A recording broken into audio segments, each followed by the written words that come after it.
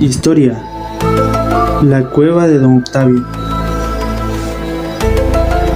¿Y si te dijera que en medio de un peñón de piedra sólida de 15 metros existe una cueva que podría esconder uno de los secretos más extraños de la historia? Una caverna de 50-60 metros de extensión. Pero no cualquier caverna.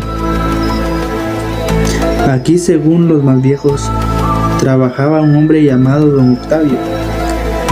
Y dicen que no era un hombre común. Se rumora que Don Octavio tenía un trato con el mismo demonio, que de aquí sacaba tamales y otras cosas que, bueno, nadie podía explicar.